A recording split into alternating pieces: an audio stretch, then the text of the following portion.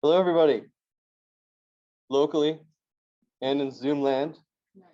So I'm Tim Havens, Director of the ICC and Associate Dean for Research in the College of Computing. Just want to welcome you all here. I'm really excited for these talks.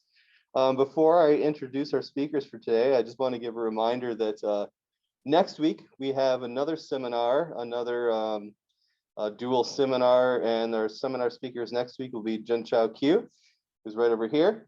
For those of you in Zoom, he's somewhere, and Chue Ten from Electrical and Computer Engineering, talking about power systems research. So Jun Chao does systems research and recently won an NSF CR2 award, so I'm sure he'll talk to us about the stuff he's been doing for that. I'm really excited about that, but without further ado, I'm thrilled to introduce Dr. Briana Bettin from computer science, an assistant professor, and she's going to be talking to us about facets and inclusions analogy as a transformative tool for navigating CS curricula. Great title. And then when Dr. Bettin is finished speaking, Dr. Stefka Hristova, an associate professor from humanities, is going to talk to us as well, and she's going to talk to us about algorithmic Brown, race, representation, and the emergence of a digital color line. So I'm very excited for these talks, and I'm sure you are too. So without further ado, Dr. Bettin.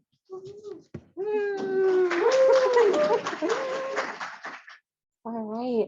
Hi, everybody. Thank you so much for coming, whether you're here in person or on Zoom. I really appreciate you coming today. I'm excited to talk about this topic. It fits with what I'm doing now and also what I did with my dissertation. So there's going to be a little here, there, and everywhere.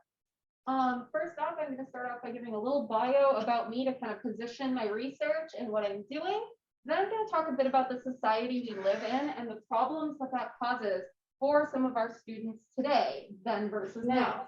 I'm going to use analogy as a tool for navigating these spaces, these problems that students have. Talk about some of the work that I've done in using analogy in these spaces, and then fit a little bit more into gliding into Stefka's talk, talking about how analogy can help students find purpose and meaning, and also investigating analogy as a cultural artifact within the culture of computer science, and how analogies also help define our technological future. So, as Tim mentioned, I am Briana Bettin, assistant professor in computer science and also in the cognitive and learning sciences department. I got my bachelor's here at Michigan Tech as well as my PhD. I worked out in industry for a bit and got my master's in HCI at Iowa State University. And my research interests broadly are about how people communicate about and with computers. So things like user experience, digital literacy and anthropology, and also the design of environments that relate to computing. But today's society, as I'm sure you all are aware, is a very technological one. We are living amidst the fourth industrial revolution, which is centering computing and technology at its core. We're becoming a society that's more and more reliant than ever on new technologies and specifically new computing technologies.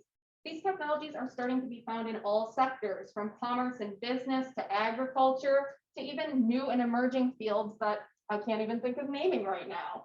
But this technical communication then becomes core to our lives, because if technology is everywhere that we are, everywhere in our society, then communicating about technology becomes a natural thing that we have to do to exist within that society. It becomes pivotal to navigating our everyday lives, to discussing the innovations that are occurring within the society, as they're likely largely technical. It comes with reasoning about news and current events, especially in the era of mis and disinformation, as some of Stefka's recent work is exploring. And it is a requirement for our career success. So the ability to navigate new technological tools, to reason about these computational systems, becomes important for us to be able to succeed in careers, even ones that are not inherently technological careers. So this means that more students than ever are navigating this strange cyberspace that we have, this space in computer science. We have more students than ever taking computer science because of the inherent relevance of it to our society today. But we also have a bit of a problem. CS has been characterized as a field that creates its own material. It's largely a bootstrapped field. The things we're exploring in CS today are based on the CS of the past. We take the principles we had then, new technologies emerge from those, and we build and build. This makes CS somewhat separated from the world that the students are growing up in. It's a novel space, it's different, and there's not a lot of anchoring sometimes to that real world because CS is continually building on itself. We find this a lot in things like code execution. Students struggle to understand how the computer is reasoning about code because that process feels largely intangible to them. There are modern applications now of coding that try to help students navigate this, but they rely on abstraction. So the students aren't really getting close to any physical, tangible product in those spaces. They're navigating these things that they can't really see and are trying to still reason about in the abstract.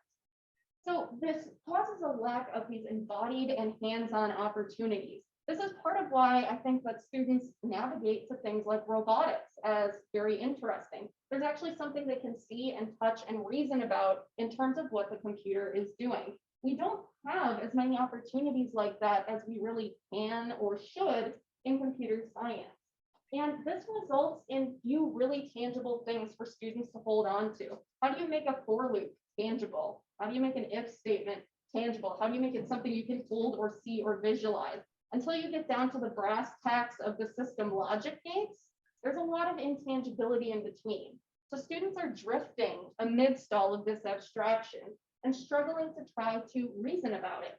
This is also coming to a head in the way that all of these students are coming from more and more diverse backgrounds. As more people get interested in CS, the landscape of who's studying changes. So we have this novel territory that they're all exploring, and they're exploring it with different lived experiences. Trying to make CS make sense for them can no longer be one size fits all, because what fit in the past is not going to fit for the current students. So I've explored analogy as a tool for wayfinding. If we're trying to navigate this strange cyberspace, we need anchors. We need things that make sense to us for us to tie that new knowledge to be able to make sense of it. An analogy is the space that I've chosen to explore in my dissertation to do so. Analogy at its core is a comparison between a source, something you know, and a target, something you don't. You're comparing familiar and unfamiliar information to try to reason and make sense of the world around you. Now, I want to clarify, analogies are never perfect, but they also aren't intended to be. Any representation of a thing is a representation and not the thing. So unless you are literally doing the thing right there, you are always representing it. Code, for example, is a representation of machine logic underneath. Nothing's ever exactly perfect as we might imagine it until it's exactly the thing. But analogy allows for new ways to communicate knowledge and to ask questions. If students can communicate that they understand something through an example, if they don't have the vocabulary yet to be able to explain the problem that they're facing, all of a sudden we open new doors for them to be able to communicate about and with us. They can ask questions in new ways. And sometimes these analogies become so useful that they become ingrained in our disciplinary norms. The save icon is a great example. The floppy disk is a save icon. We're not using floppy disks anymore, but the save icon became so ingrained as an analogy for meaning what it's doing that it's a disciplinary norm at this point. So analogy felt natural to explore to me because of how inherent it is in computer science. We see tons of analogies in the space of computing, but then I also found something interesting as I was exploring, trying to help students learn with analogy. In CS education literature, there's a lot of hesitation toward using analogy because it isn't perfect. So this hesitation, I went back and I looked at a lot of literature to try to make sense of if it should exist. Spoiler alert, there wasn't a lot to suggest that we should actually hesitate about analogy because cognitive and learning sciences supported it. It has success in other STEM education fields, and it's still prevalent within our classroom and discipline. We still have to use it because it's one of the ways that we wayfind in the computer science world. We're not going to get rid of the save icon anytime soon. Analogies are prevalent in the ways that we reason about computer science. So whether it was as a pedagogical tool or not, we've been using analogy to try to make sense of computing. So now some of the work that I've been doing with the world of analogy and trying to use it to help people reason about computing. So for my dissertation, I have built out the Opal framework tool to try to address the problems that CS education was having with analogy not targeting the right things, with the fear that analogy wouldn't be used in the right way, so students would take the wrong conclusions. I tried to build out a worksheet that structured the analogies so that you could look at them and reason about them. You could share them with others. They could be replicated in research design. Because that's one of the other problems too. How do you research about analogy if you don't know if two people have done it the same way? So creating a framework like this allowed for us to see and reason about the analogies, really critically think about the components of them. And one side effect of it that I hadn't thought about at the time, but that has actually become a focus for me moving forward, is that this bottom component here, the analysis of common structural elements, what that is it's looking at the base and target domain and trying to think about, why do I think this analogy works? What are the core components and relationships that are defined in this analogy at an abstract level? If you can figure that out, if you can figure out what you're representing with your analogy, you can quickly pivot to a different source domain. I'm calling this domain isomorphism, but it also hits at a big problem that people have with analogy, which is, what if they don't understand the domain material that you're using? If you're able to pivot to examples that are situated in someone's life, you can make sure that you are actually always hitting at what makes sense to the student. I've also been exploring this semester comics and stories as analogies. We're working with engineering fundamentals to have students make comics of for loops to explain their reasoning about how for loops work. So we're looking at analogy as a different way of expressing what they know about the code. We're not just telling them write a for loop. They have to explain it to us, and they have to explain it in a novel way. And we're not grading them based on art skill because they're not here to take an art class. We're grading them based on what the analogical design in that comic is. And that analogical design has been built using the Opal framework in part. So it's kind of all connecting back together. But we're trying to encourage creativity in the ways that they express code. And then another of my interesting and fun hobbies with analogy is memes. I've been exploring the mimetic structure that exists in memes. There's relationships and entities that occur there, and students can reason about these pretty rapidly because that analogical structure is so inherent from their time on the internet and how they're thinking about things. So I've been exploring the idea of using these to help solidify and explain programming knowledge. I've done a few small studies and found some interesting things in terms of how students can reason about programming concepts, even outside of a classroom. So analogy isn't just useful for helping people wayfind. There's a value in analogy for helping students feel present in the classroom. It allows them to feel connected and not only provides an anchor for their new knowledge, but connects them to that knowledge. Programming in real life now aren't two separate things. They're connected. The way that things in the program behave aren't weird and novel. They're related to the ways that things in real life behave. And it allows the students to have presence, their experiences, their interests, their stories. They can see those embodied in the code. Those things start to matter. The knowledge that they brought into the classroom becomes important. So they see themselves reflected in the material. They also become more actively engaged in the learning process. The fact that you have to compare when looking at analogy means that there's a gap. Gaps require active processing. So to be able to reason about the value of an analogy, students have to actively engage and process that information. And the domains can make it fun and relevant. If you pull a domain that a student's interested in or ask them what they're interested in to be able to make the analogies, it can make it more fun and relevant for them, and they're more likely to engage. Connection in general leads to fresh ideas. Analogy is always connecting different sources and targets. So when we're connecting these different types of information, that's where innovation comes from. Innovations in research and pedagogy come from conversations with people who have different perspectives than us. We connect new ideas and bring them together. In the same way, introducing analogy into a computer science classroom allows students to connect the curricular material in new ways. So they may explore things differently, explore new ideas in their code, and even explore new ideas if they are going to be researching. And they start to discover by extending the analogies that they're using, trying to relate them to other ideas, or even creating new analogies themselves.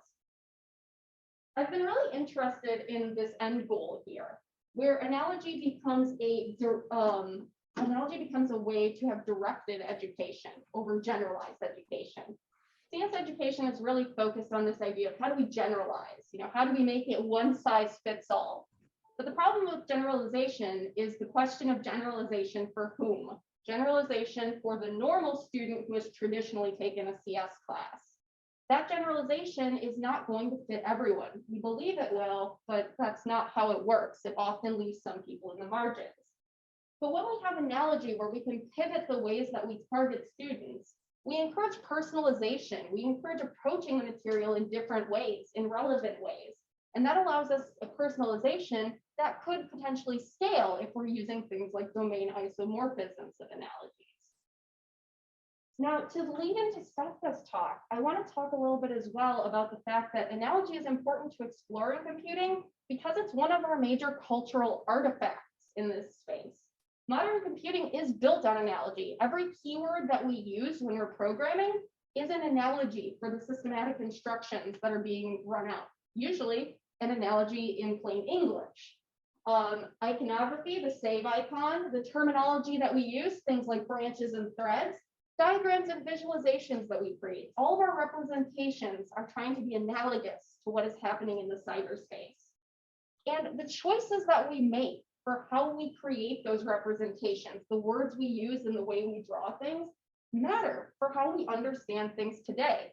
If analogy is important for how we learn, then the analogies inherent in our discipline's history are important for how we learn. Those are artifacts of the era, the culture, the people, and the perspectives who decided that those were the best way to go, who decided that the floppy disk was the best save icon. When we talk about these fears in CS education about pedagogical analogies, they often center the idea of what if the student misunderstands it?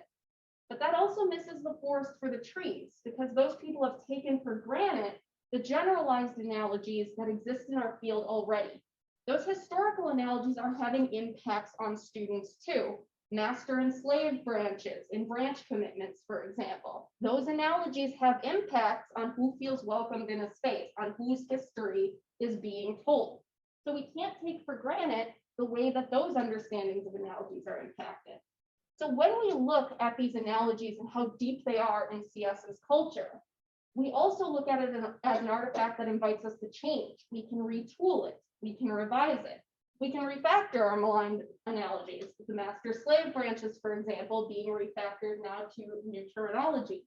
And these new analogies will allow different types of technologists and new perspectives to feel welcomed into the space, feel welcome to help create CS's culture. Which means that analogy is also a tool for helping define where we go next with CS. It's a tool for helping us define our technological future. Every person is being impacted by computing's rise, whether they're taking a computer science class or not. These technologies are impacting everyone. Without digital literacy, it is very easy in a society reliant on technology to become a second-class citizen, because you don't know what is happening around you. You're unable to advocate for the world around you because you don't have the language to discuss it. That makes computer science more important than ever to reach as many people as possible. Analogy helps to relate computing to lived experiences of anyone. We can guide the connection of new knowledge, and we can make cyberspace's intangible ideas a little more tangible by anchoring them to the real world.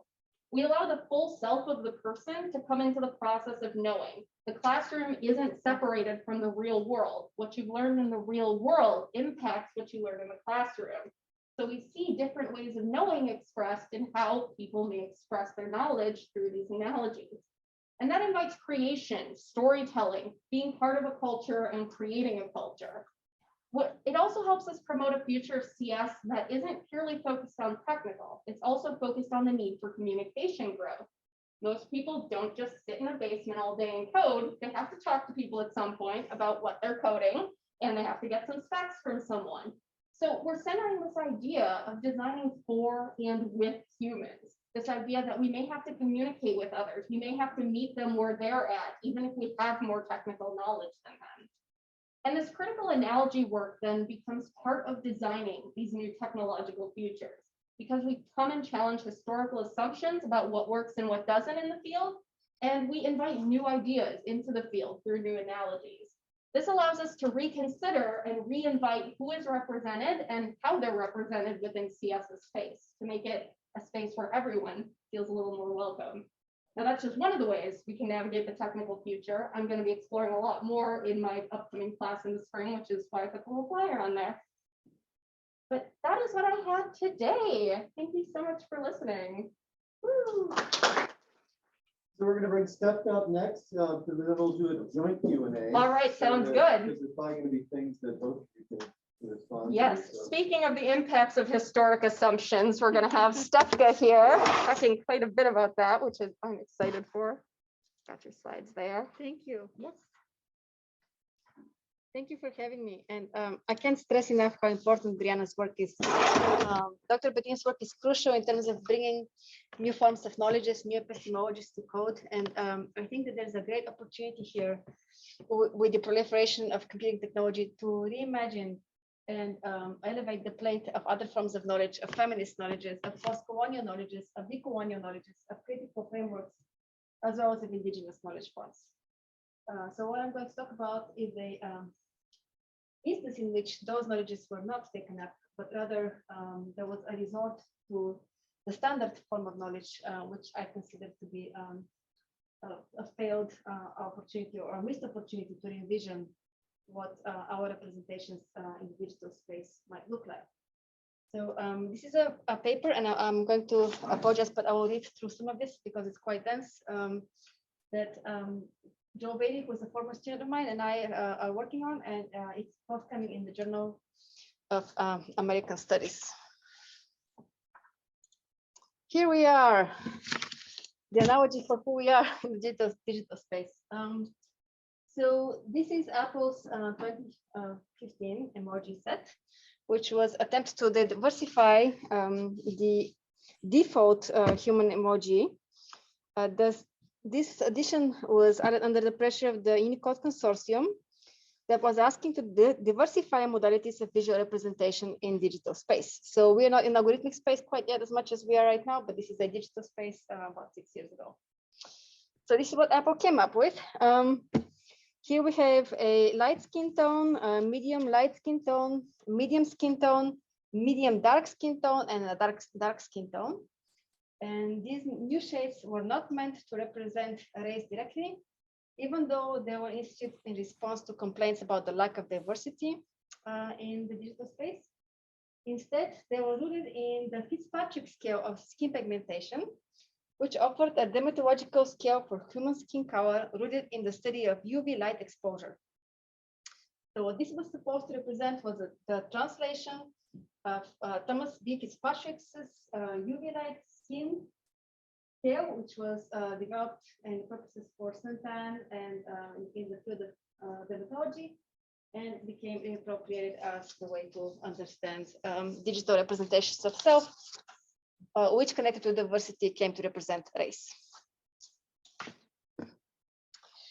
So the Fitzpatrick scale is what I'm going to contend with today, because in this paper, we argued that it has become kind of the Shirley card of the new digital age. And the Shirley card, for those of you who don't know, was a skin tone card that was used to calibrate imaging technologies with photography and film starting in the 1950s. So how do we kind of think about skin tone racial articulation in relations to visual technologies? In the context of digital and algorithmic work, it is the Fitzpatrick scale that has taken that place with all of its problems and biases.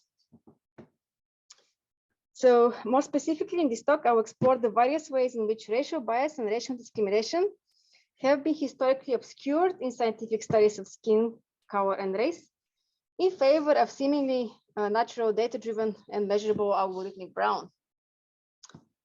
So what is race? How do we talk about race? Stuart Hall, who is a cultural studies scholar, has provided a powerful account of the ways in which skin color has come to represent race. Hall argues that, quote, race, whatever it may signify, cannot be seen except through its appearances, while skin color is only too visible. Thus, it is tempting for one to stand and represent the other. So it's tempting to have an analogy in which skin color stands for race. And it's this analogy that we have to start to problematize and decouple. Further, as Ho argues, quote, race was and is a primordial category, end of quote, posing the problem that, quote, racial transmission is not visible to the naked eye, end of quote. Skin color helps to visualize and provides a immediately visible and truthful recognition of race. And as Ho continuously points out, quote, in this discursive system, biological race was the primary category of difference, but color was the most obvious visual boundary marker, end of quote. This initial framework presupposed racial differences as intrinsic and skin color as the visual marker. Within discourses about skin color that appeared to be race neutral, such as the Fitzpatrick skin color schema, there was an illusion that skin color is a biological primordial category and race is a secondary cultural framework that maps onto skin color. Parading as a post-racial objective system of classification, skin color scales, however, have been articulated for the purposes of anchoring racial division. And I insist that we have to understand race as a biological myth and social reality. So this is my construction in terms of how we understand race.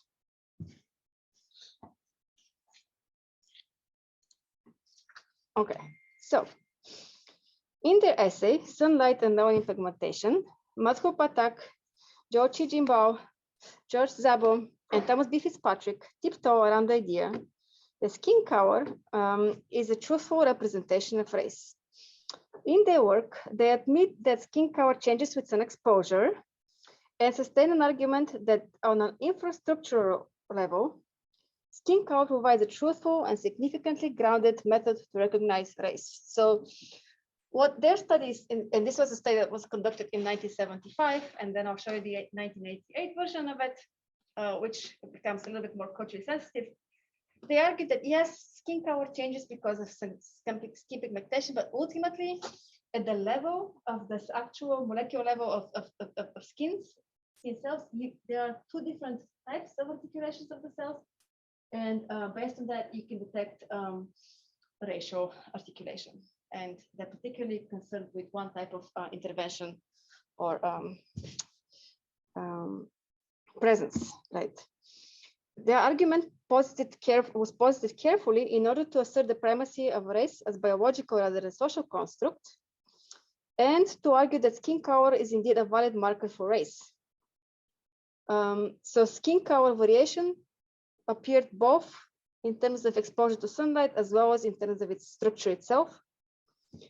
Regardless of how light or how brown one's skin is, as long as there was a, and this is in quotes, not my words, negroid keratinocyte present, end of quote, in one's skin, then the racial difference was demarcated. So what they were looking for in those racial, in those skin tone characteristics was the presence of this particular negroid keratinocyte. So that kind of situates their study. And initially, the Fitzpatrick skin color schema had four categories, not six, as it was later augmented. So what did this four-type skin color schema look like, and what it represents? So this schema was developed based on research that Fitzpatrick conducted in Australia. We are in 1972, and it was subsequently extended and became the standard for the US FDA SPF recommendations. So your sunscreen ratings are based on what your skin type is based on this particular schema, which was based on the studies in Australia in 1972. So we continue the chain of unquestioned assumptions, and I want to argue why this is problematic. This groundbreaking research was rooted in a study of whiteness. Quote, despite the existence of large Aboriginal populations in Australia, Fitzpatrick focused on skins of the white Australians only. Categories of darker skin types were added later, end of quote. So this is based on a review in 2020 of this particular schema, as it's now being questioned. His research differentiated between two structures of skin cover, constitutive skin cover, or genetically determined levels of melanin pigmentation developed in the absence of exposure of solar radiation or other environmental influences, and facultative skin cover, which is the increased pigmentation above constitutive levels indicated by ultraviolet light sense 10. So how dark were you and light were you to begin with, and how dark were you because you tan or you sunburn? So this paper highlights the study of quote habitually black skin,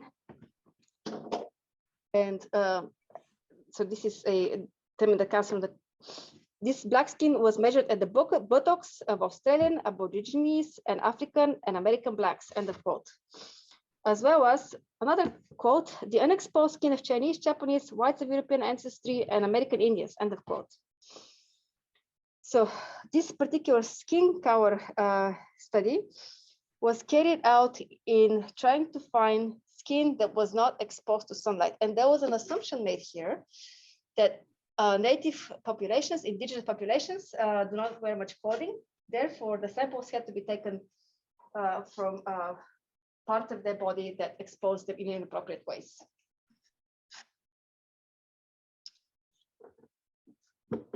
This is how we end up with the 4 types. The articulation of skin cover to racial identity was carried out in the original descriptions of the different skin types. Type 1 was associated with moderately pigmented skin of Caucasianoids, as well as East Indians. Type 2 appears as slightly pigmented fair skin, and here we include Europeans and their American descendants. So we are a skin level 2 here in the US.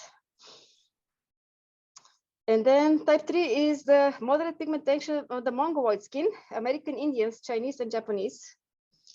And type 4 was characterized as heavily melanized skin, African and American blacks, as well as the Australian Aborigines. So this was the articulation of skin types. Subsequently, the schema was extended to 5 and then 6. And this was in a study that was conducted in 1988. So 13 years later, the paper comes out, and now we have more types. Here, as Fitzpatrick himself declared in the opening paragraph of the article, this particular study was promoted by the specific needs, quote, to be able to classify persons with white skin. It's in the opening paragraph. The study was focused on the variety and the methodological properties of whiteness. Based on self-reporting of the degree and severity of sunburn, he developed 6 types with the following characteristics. And these are 5, and the 6th one was added as an expansion of the 5th. So out of this range, emerges a new norm, which is called the Fitzpatrick-Pathak scale, where categories 2 or 3 are seen as the middle grounds between 1 and 6, with an averaging of category 3. And the categories of brown and black, which became number 6, were only added as an afterthought, and then became displaced from the types 3, 4, and 5, because the first range was aimed to expand whiteness. The study of dark tones was relegated to the appendix in the article. It was not central. And there was a caveat at this point that skin is a social construct and race is a social construct. But that comes 13 years after the original study in a small type that is double asterisked.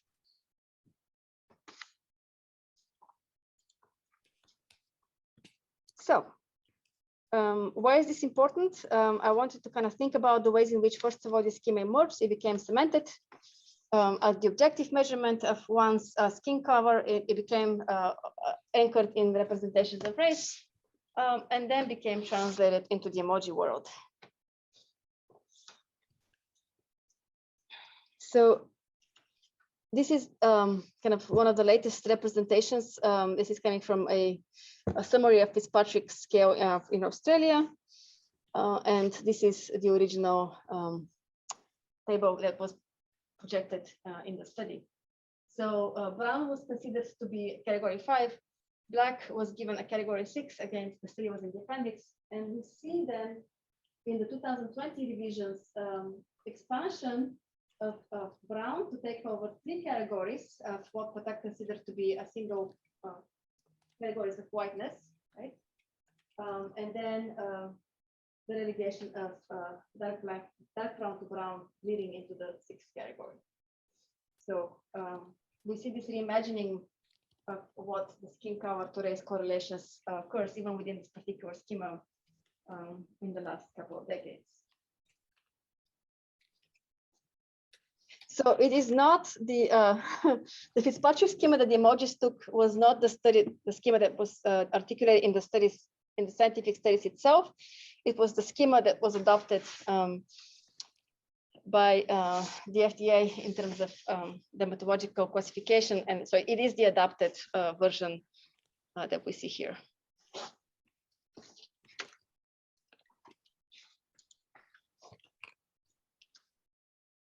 So how did we go from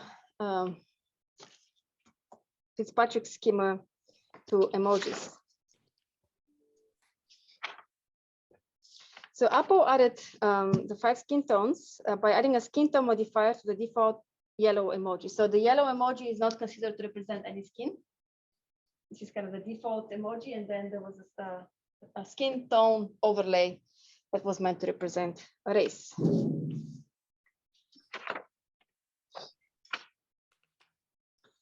The new diversify set made social media landscape more inclusive and moved forward larger cultural trends where, quote, North American-based manufacturers of ordinary consumer items have even attempted to replicate the skin color of non-Caucasians in their product lines.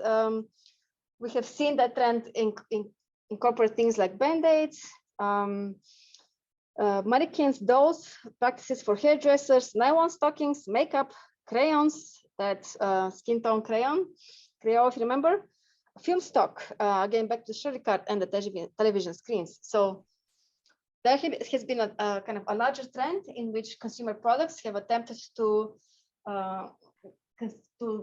show or incorporate diversity in their mode of representation. And the emoji follows that particular trajectory. So how did the schema relate to the scale? So this comes from Emojipedia, which is an important source of information, and it shows the ways in which the translation occurred then between the Fitzpatrick modifiers and the Unicode for the emojis. So white, brown, and black bodies here became represented through this Unicode system, where Fitzpatrick's types 1 and 2 were consolidated and represented as the emoji U+1, F3, FB, and so forth. So 1 and 2 became consolidated, which is interesting because, if I can go back for a second. 1 was really meant to be kind of a really pale skin, really white skin, and then the second one was supposed to be one in which you have kind of sensitive skin, you're fair haired, and you're either Caucasian or Northern Asian. So the first one was for red hairs and freckles. The second one was meant to be for kind of more inclusive Caucasian or Northern Asian representation. And in the Apple articulation, we saw the first type being relegated to black hair. So there was an attempt in which to think about representation of East Asian whiteness, of Arab whiteness, and the kind of blonde white stereotype became displaced as a secondary category here. The moderate brown skin was relegated as a type number 4. So here we'll be in the category of whether it's Mediterranean, Middle Eastern, or Southern Asian. And then type 5 increased. You're thinking about Hispanic or some African, right? I mean, this again, those are all racially coded, even though they seem to be just speaking about skin color. And then the last category, number 6, was coupled with the representations of darker African or indigenous Australians. Again, going back to racial boundaries. What's interesting in the Apple example is that racial anchoring of skin tones was further articulated to the coupling of skin to hair and eye color. The parameters of the human body, which have been traditionally grounded in the 19th and 20th century anthropometric studies of race. So Fitzpatrick 1 and 2, standing for pale white skin, blonde or red hair, blue or green eyes, tied to Australian identity, became anchored primarily in icons featuring dark hair and East Asian racial categorization. And I'll show you an extended card that kind of tries to map out religion and identity a little bit more extensively in the next slide.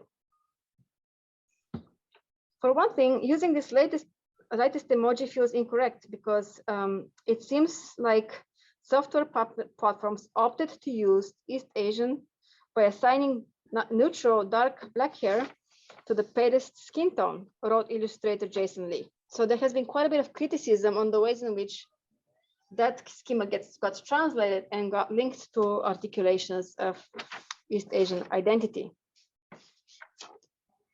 Same with the blonde hair, being associated with Fitzpatrick's number 3, cream white, quite common skin, and has default signifier for users who classifies themselves as white, becoming coupled here with what used to be Fitzpatrick's second category.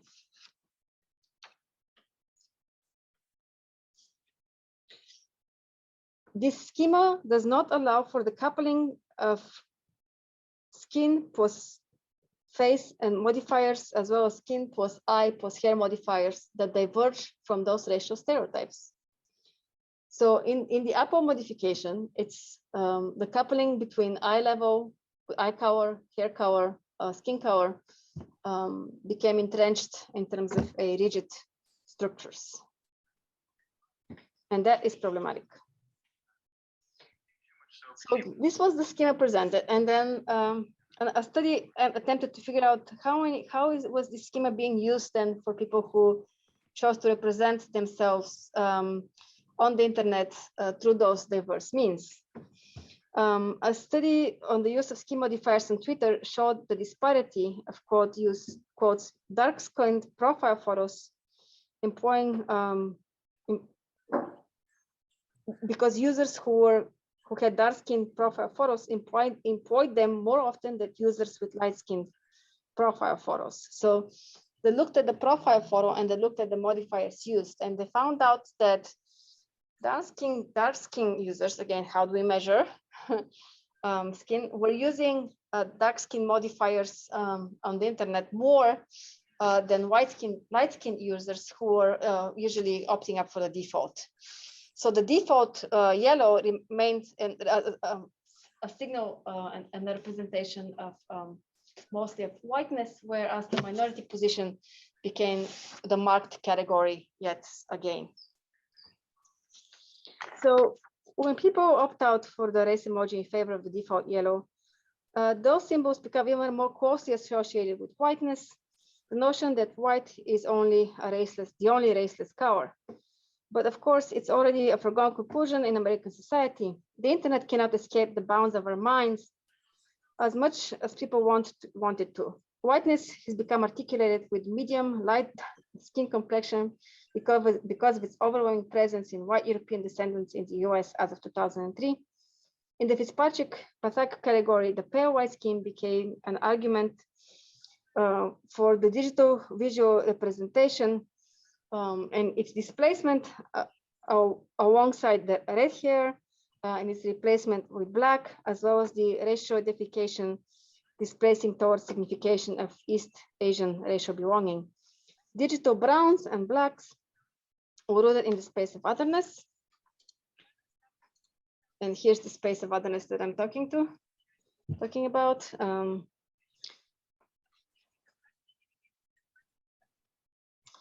Where the prevalence and use was seen as corresponding to issues and access to media and technology.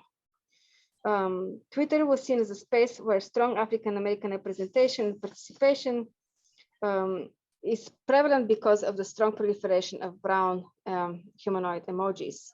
Indeed, skin color maps that were meant to reflect human skin color variation based on UV driven pigmentation were now again coherent to racial and ethnic homogenization in the context of social media participation.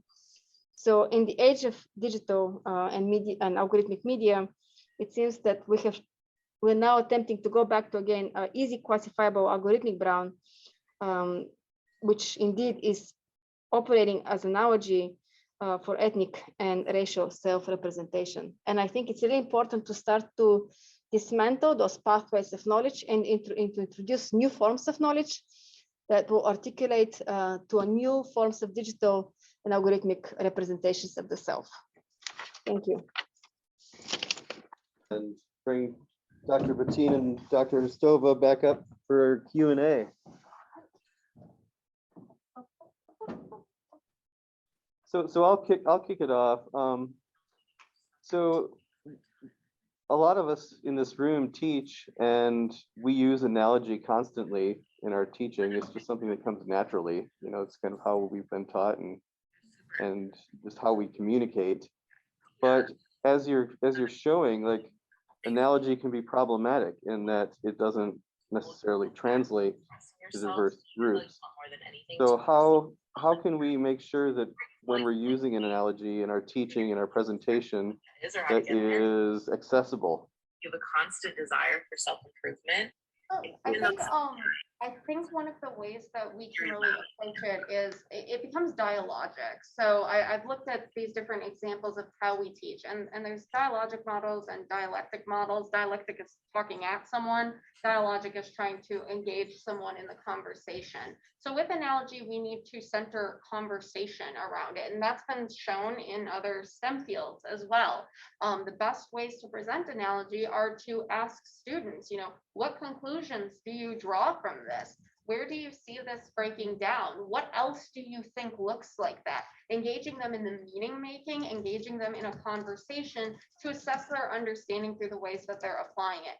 So it becomes a conversation where you're both bridge gapping, or as Love et al. Paper calls gap closing, you're both kind of trying to find the gaps between the understanding. You're representing the information one way with the analogy. Based on how they respond, based on how they apply it, the conclusions they drew, you can come up with an understanding of how they're interpreting what you've said. Then that understanding you can take in conversation and come back and say, well, no, it's a little more like this. How does that change your interpretation? And so you both bridge the gap between the expert and novice knowledge in that way by having more of a conversation form. And I think that that's a weird thing to be thinking about as an instructor, because we're like, I can't have a conversation with all, 100 students in the classroom. But conversational teaching style doesn't inherently look like a straight up one-to-one conversation. It can look like small groups being able to be engaged with each other, or classroom-wide discussions where different members are sharing their thoughts, and we're having this discussion where people are actively thinking and processing, even if they aren't speaking out loud. But the conversation and the give and take is part of what makes analogy most effective in STEM education classrooms, and that's been shown across a variety of STEM fields, but physics especially has benefited from it.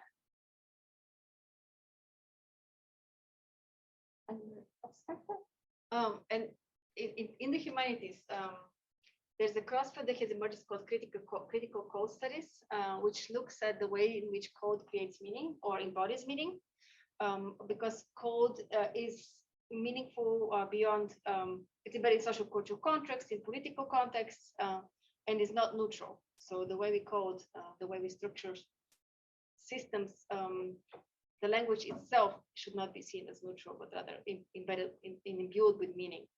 And critical code studies has taken up quite extensively. And I think that, in some of the discussions we've had about critical code studies as well, it really speaks to that idea of, analogy is seen as a non-neutral ground by the folks who are often, decrying it. It's seen as non-neutral ground. But in fact, everything we define as neutral was an analogy chosen by someone at some point. There is no non-neutral ground in computing because the material was made by a human at some point.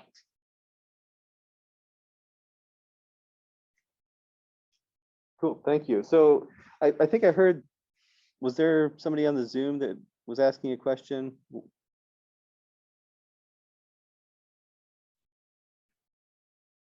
Tim, I can ask one question. Okay, Thank you both for really very interesting talk.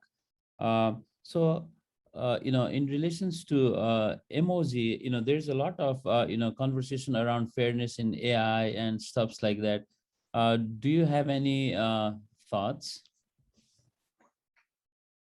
I think it's really important to bring perspectives and voices from the margins. I think it's really important to rethink the objective tool sets that we consider, because even the studies that were done, for example, at Georgia Tech on autonomous vehicles, that were determining that dark-skinned subjects were more likely to be not seen by the camera in autonomous vehicles, those were using Fitzpatrick scales as well. So in developing new formations and new forms of knowledge, I think it's really important to think about our underpinning tools and to start to incorporate tools from different perspectives, from different cultures, from different standpoints.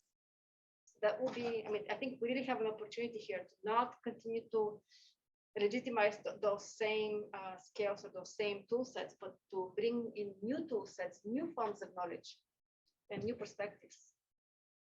I think exactly what you said with, the autonomous driving vehicles disregarding, darker skin tones, the same sort of thing we see in the Algorithmic Justice League exploring facial recognition and how darker skin tones were traditionally, demonstrably othered in those spaces. I'm guessing Fitzpatrick scale there as well, where it's a white study centering, a white data set. So that fairness, and ethical AI really calls into question some of these historic assumptions of what does an apolitical data set look like. so there's a comment on the Zoom that's going back to something that you were talking about, Dr. Hristova, about speaking of meaning, calling them skin tone modifiers also implies that whiteness is the default and everything else is modified.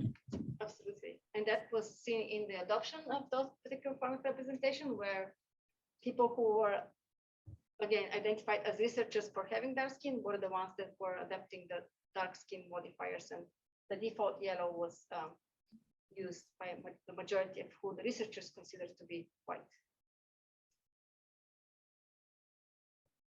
So another question, a little story. It's especially what I was saying. It's sort of a fun representative story that's parallel to what you were talking about. Very serious. Tim and others know that I'm a big fan of Lego. Oh yes. And Lego minifigs were historically have had yellow, no tone skin tone. They created in the late 70s. And they started having sex type differences and Yes. more details on printed faces, but they were on a yellow background. And this posed a problem when they started moving into licensed themes, specifically Star Wars. And they had to do Lando Calrissian. And that was the first time when they decided that they were going to do dark and non-yellow white skin tone. And so now the Lego universe has got this mix of yellow skin tones, which are still the most common, dark skin tones for people of African descent and other dark skin tone background, and then like white on the Yes. levels 1 and 2 are on your schema there. And it's sort of evolved, and knowing this backstory and listening to you, it's the reason they made the decisions were very different, but it was a similar parallel quite well. Absolutely, and this is a great point. I mean, the emojis were all 6 years old, right? And up to this space, the space of the digital was represented through this Lego yellow. But that has been pushed in other industries, right? Band-Aids, the Crayola skin tone, right? And so we're seeing kind of a cultural response in trying to figure out how do we allow people a more diverse way of representing, and how does this then representation does not get collapsed into the same racial stereotypes, right? Because skin tone, according to physical anthropologist Nina Jablinski, is in fact feature of sunlight exposure, and she has created those maps that show skin tone variation on a global scale across different continents. So it's not necessarily anchored to racial identity the way we use it in a current cultural landscape. Yeah, similar processes, absolutely. Good job. So following up on this, what's your, could you give us a vision of what an emoji framework system would look like that truly allowed users to sort of identify appropriately, that gets away from something like this Patrick scale? What would that look like? For me, I think that we need to have a conversation as a community about how do we choose to represent ourselves, right? What forms of representation might be appropriate.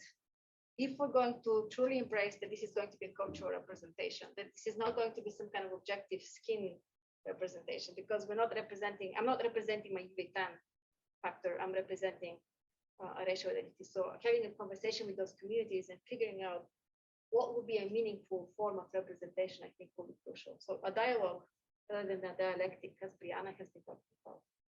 Yeah, I really think it speaks to, you know, the indigenous and participatory styles of study design, where Fitzpatrick went in with a mission, as you indicated, he centered whiteness throughout the whole study. Everything was designed to center, you know, how to represent whiteness on a scale, and black and brown were afterthoughts in that conversation. If he was coming into those communities, those Aboriginal communities, from a place of trying to understand generally how culture is represented, he would have done an entirely different study, and whiteness wouldn't have been at the center of it. So it comes down to, as Stefka's saying exactly, participation with these communities, asking them the questions of how do you represent, you know, how do you reason about yourselves in relations to others? What's important for how you represent your sense of self, and incorporating those ideas into a better emoji future, I guess. I love that. I was wondering, have there been any studies done where the social communication platform requires you to set up something that is not specifically a default, where you can pick like a standard color picker to select this sort of thing? I was wondering about that. Like I don't think any of them don't like force you to pick. I think they default to the Lego yellow, and it's just, if you want to pick, you can, which then the optics becomes those who want to represent their skin tone are traditionally those who have been othered, and it becomes a racial demarcation. Yes. So yeah, I don't, you know, that might be an interesting design experiment if we had a better color scale that wasn't so Absolutely. racially charged. Yes. Yeah. How do you remove the default? How do you dismantle the defaults in the system? In this, right? Once you have introduced the choices, right? Once we have different shades of yellow, right? I guess the only thing I can really think of isn't social media, but I mean, video games, if you have any sort of character customization option, you often, you know, have to make a choice. But again, Yes. most of the time, those sliders default in the tone 2, tone 3 type of range. So also where you default the slider matters. Absolutely. All right, well, this has been an absolutely great discussion and great talks. I really enjoyed this. So thank you to Dr. Hristova and Dr. Bettin. Let's give them another round of applause.